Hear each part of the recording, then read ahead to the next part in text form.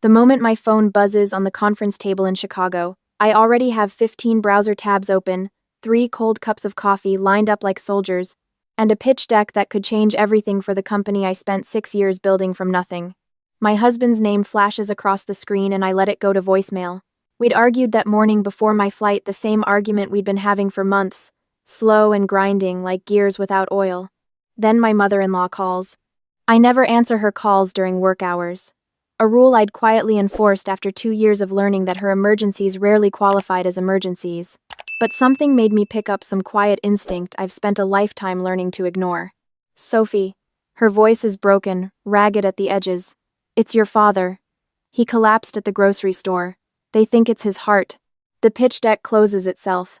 The 15 tabs mean nothing. I am on the first flight home I can find.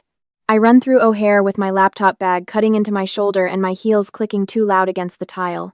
I call my sister twice. No answer. I call my father's neighbor, Mr.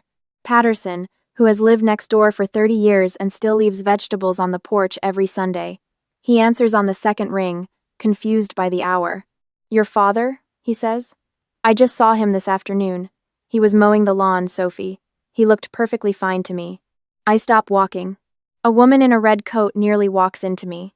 She mutters something and moves around me, and I am standing in the middle of the terminal, not moving, not breathing, just staring at the arrivals board as the implication settles into my chest like ice water. My father is fine. My father has been fine this whole time. I call my husband. He answers on the first ring, which he never does. Where are you? He says, and his voice is careful in a way that tells me everything before I say a word. I'm in Chicago. Still. The lie comes out clean and automatic, some survival instinct I didn't know I had. The flight was delayed. Why did your mother call me about my father? A pause. 3 full seconds of silence that I will replay 1,000 times in the months that follow. She must have misunderstood something.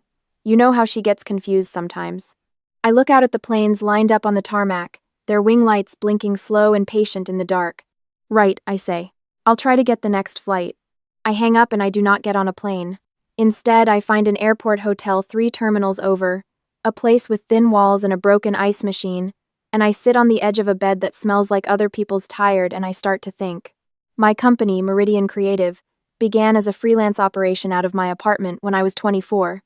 By the time I married my husband 3 years ago, it had grown into a full boutique marketing agency with 11 employees and contracts with 2 regional hospital networks and a national retail chain. When we married, my mother-in-law had insisted, really, in that way she had of making suggestions feel like edicts that my husband be brought on as a co-director. It would look better to investors, she said, more stable.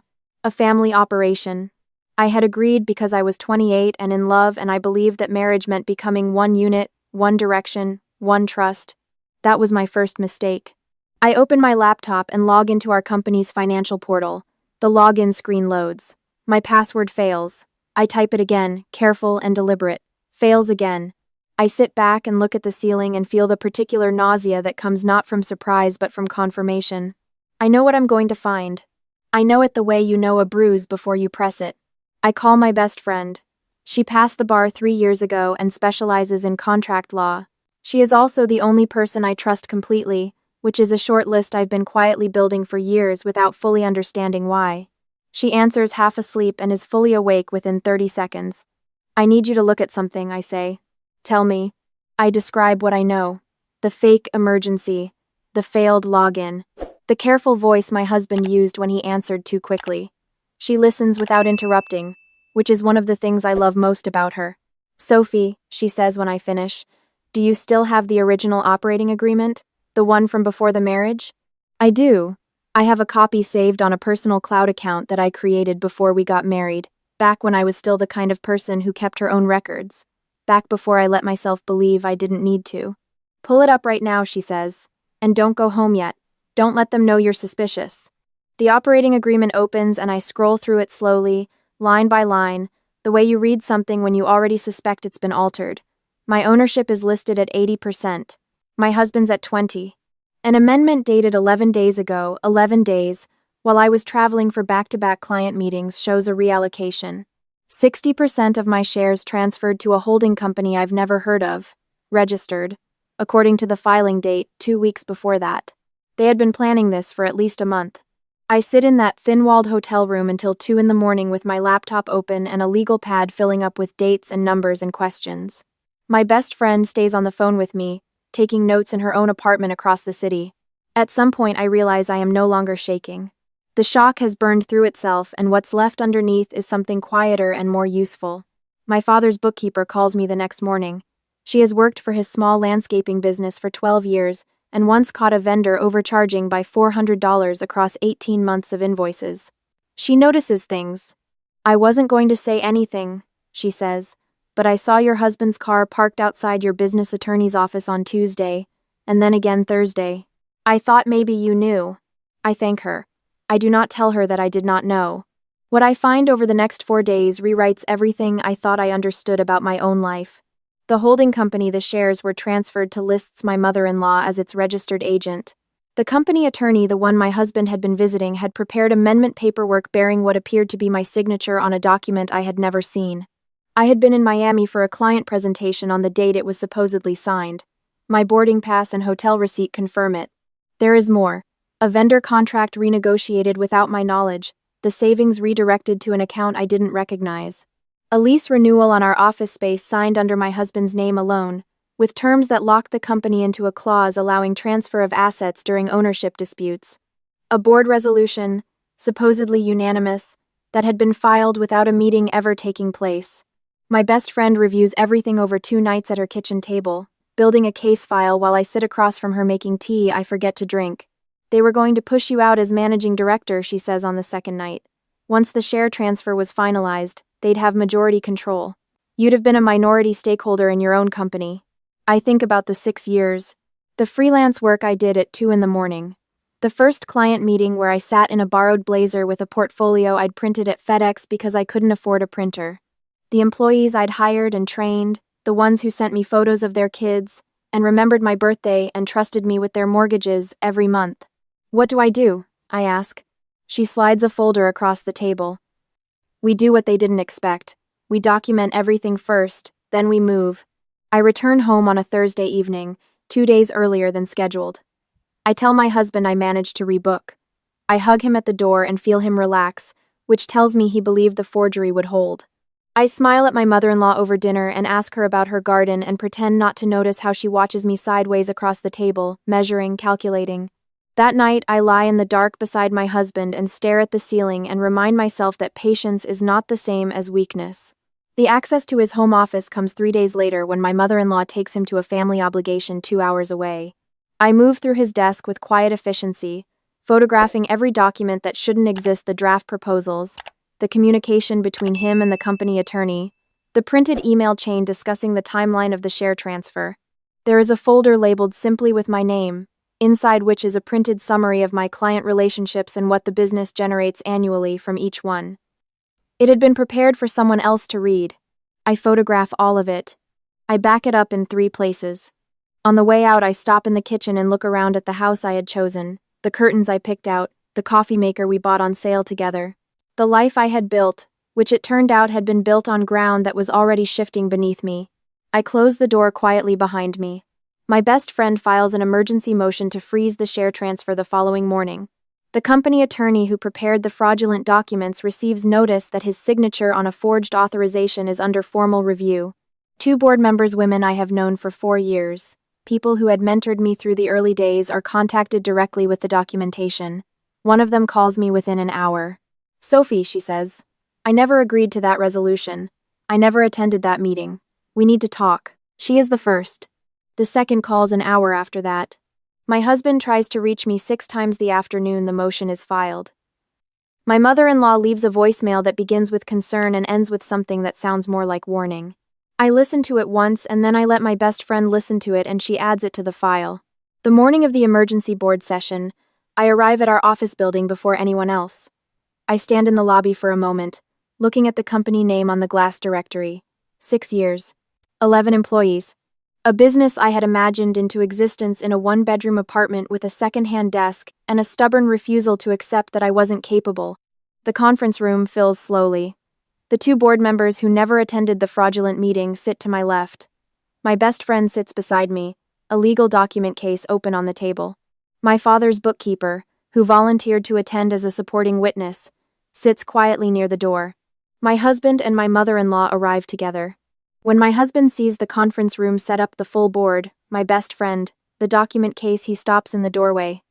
His mother walks in ahead of him with her chin up and her hands folded. I set a stack of documents in front of each person at the table before I sit down. I've called this session, I say, to address a fraudulent share transfer executed without my knowledge or consent, and a board resolution filed with forged signatures. My mother-in-law's composure holds for approximately 4 seconds. Then she turns to my husband with a look I recognize, the look that has always preceded him speaking on her behalf. He clears his throat. Sophie, this is a misunderstanding. The amendment was something we discussed. We did not discuss it, I say. I was in Miami. I have the boarding pass, the hotel receipt, the client meeting notes with timestamps. I slide a copy of each across the table. Board member Patricia, the first one who called me, leans forward and slides her own document from the stack. This resolution lists my name as approving. I have never seen this document. I never attended this meeting. She looks at my husband directly. I want to understand how my signature appears on something I never signed. The company attorney, who has arrived looking diminished, clears his throat from his chair at the end of the table. My best friend looks at him the way a surgeon looks at a problem. The amendment paperwork bears a signature dated November 14th, my best friend says. Sophie has documentation placing her in Miami on November 14th. We also have written communication between this attorney's office and a third party that discusses the timeline and strategy for the transfer.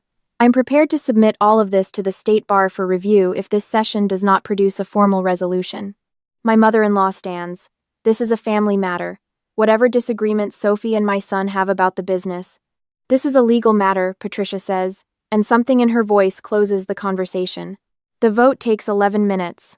The fraudulent amendment is declared void. The share structure reverts to its original terms. My husband's access to company accounts is suspended pending review of all transactions over the prior 18 months. The attorney is formally notified of the pending bar complaint. When the board session ends, my husband asks to speak to me privately. I agree, because I want to see this clearly and completely, with no imagination filling in the spaces. We stand in the hallway outside the conference room. He begins with an apology that curves quickly into justification. The company had been struggling under my direction, he says. He was trying to protect the investment. His mother had contacts, resources, a better network. I listened to all of it. You forged my signature, I say when he's finished. On a legal document, in your own home office. With your mother's company listed as the recipient. He doesn't answer. I turned down a position at Hartwell Group 18 months ago, I say. They offered me a VP role. I said no because I wanted to build Meridian, because I believed we were building it together. Still no answer. I look at him for a long moment. The man I chose. The person I had believed was standing beside me. The divorce attorney my best friend recommended will contact you by end of week, I say. I walk back into the conference room and I do not look back. The months that follow are harder than the confrontation.